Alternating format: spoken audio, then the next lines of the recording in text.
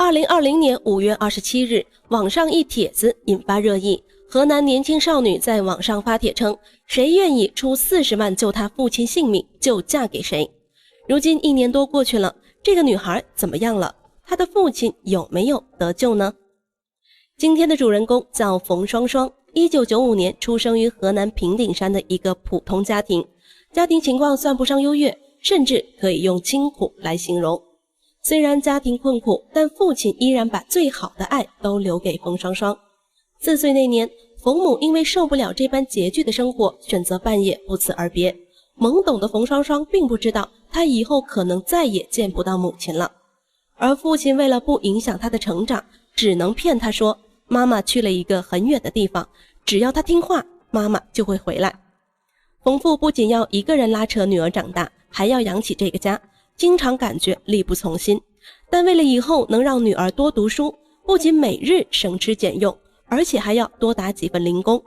雙雙從小就非常懂事，7歲那年她已經知道媽媽不會再回來了。她沒有大哭大鬧，也沒有因為父親騙她而責怪父親。每日等父親回家的時候，她都會給父親端上一盆熱水，讓父親泡腳，緩解一天的疲勞。每日放學都會下地幫忙幹活，周末休息還會幫奶奶做事。但自從上了高中，她的成績就一般，因為跟不上隊伍，高考失利了。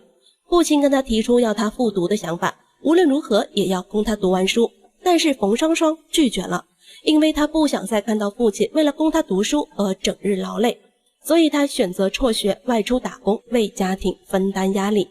18歲那年，馮雙雙到了一家美容院工作，因為勤奮又踏實，讓她很快在美容院站穩腳跟。待人進退有度，與客戶相處融洽，工資隨着客戶的回頭而增長，慢慢的也有了自己的一點積蓄，時不時打點錢回家給父親和爺爺奶奶。這個時候的馮雙雙不但可以為家庭分擔壓力，還可以養活自己。而就在此時，家裡卻傳來噩耗，爺爺告訴他父親突然就病倒了。這個消息就如同晴天霹靂，擊打在馮雙雙的心裡。從小就沒有母親的她不想再失去父親，急匆匆地跑到父親所在的醫院，見到醫生後立馬詢問父親的情況。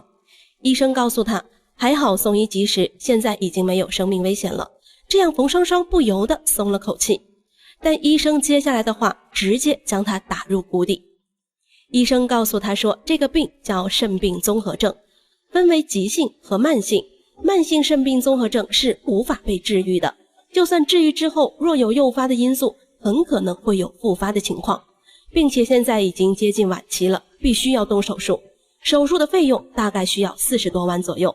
而馮父就是因為常年勞累的緣故，患上慢性腎病綜合症。40萬對馮雙雙來說簡直就是個天文數字。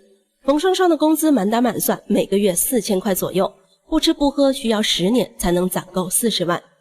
聽了醫生的話，馮雙雙呆若木雞，剛剛放鬆一點的心情已經逐漸變得沉重。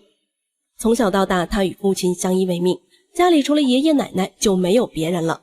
現在這個重擔直接落在他一個人的肩上，直接把他壓垮。想到此處，馮雙雙不由得流下眼淚。無奈之下，馮雙雙開始向親朋好友借錢，但是也只借到了4萬塊錢。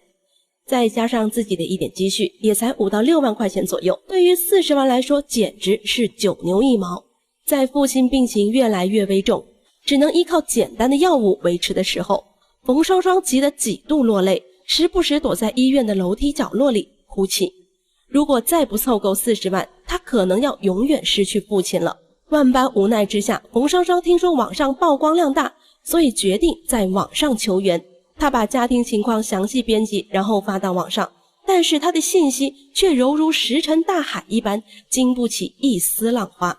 或許因為網上的騙子太多，網友對這種情況已經見怪不怪了，所以馮雙雙的求助信息就沒能得到同情。之後馮雙雙再次發了視頻，附上自己的照片。視頻中他臉上帶着微笑面對鏡頭，在鏡頭背後是他病重的父親。他的父親躺在病床上，身上插滿了管子，顯得特別無助。馮雙雙雖然面帶微笑，但眼裡卻充滿淚水。視頻上方一則醒目的字眼，誰能給我40萬救父親，我就嫁給誰。這樣一段匪夷所思的視頻自然引起了軒然大波，同時也引起了巨大的討論。大家紛紛都被這位女孩的孝心动容感動，但是也有人認為把自己的婚姻當作筹碼是對自己的极度不負責任的表現。還有人質疑馮雙雙為當網紅不惜利用自己的父親博眼球。所以一開始就算有人同情，但回應他的人並不多，大家都在觀望的狀態。而當父親知道女兒的行為後，心酸溢於言表，甚至幾度想拔管放棄治療，還好發現及時，才沒釀成悲劇。隨着事件在網上不斷發酵，有當地媒體得知這個消息前去採訪，這才說明了馮雙雙視頻的真實性，不是作秀，更不是騙錢。當網友得知這個消息，大家對這位賣身救父的女孩產生了深深的同情與敬佩，大家都很自覺地放棄了攻擊，伸出了自己的援助之手。這個時候似乎所有人都已經忘記馮雙雙這份獨具個性的徵婚啟事，沒有一個人在轉賬或者捐款的時候提到此事。很快，隨着或大或小的募捐团體一個接着一個出現，馮父需要的40萬治療費逐漸被補齊。看到大眾善意的力量，馮雙雙不斷感謝在媒體中善良的陌生人們，他們不僅救了自己父親的生命，更是挽救了一個家庭的希望。這也讓馮雙雙能夠更有信心地迎接未來。其實在網上類似的求助不在少數，有些是真的，有些是假的，大多都是實在沒有辦法才會在網上求助。有些人對此事保持觀望的態度，因為不知道事情的真實性。有些人給予行動，卻一次次遭到欺騙，久而久之，這些善良的心也逐漸冷卻，因為害怕好心最終會被踐踏。有能力伸出援助之手的人，都希望被幫助的人最後能回饋社會。馮雙雙就是這麼做的。得到大眾的幫助，父親也接受了後續的治療。雙雙也表示，他收到的錢都用在那裡，他的家庭也慢慢步入正軌。不久，他父親的病情逐步穩定，就出院了。1年多來，雙雙難得露出久違的笑容，或許是因為感受到了社會上溫暖的善意。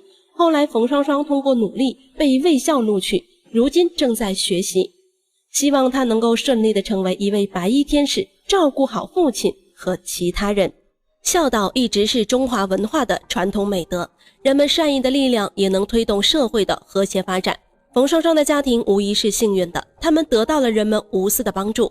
但是網上幾百萬條這樣類似的信息，我們只是希望真正的好心人不要被欺騙，也希望那些利用他人善意的人不要誤入歧途。對於馮雙雙網上求助這樣的事情，您又是怎麼看的呢？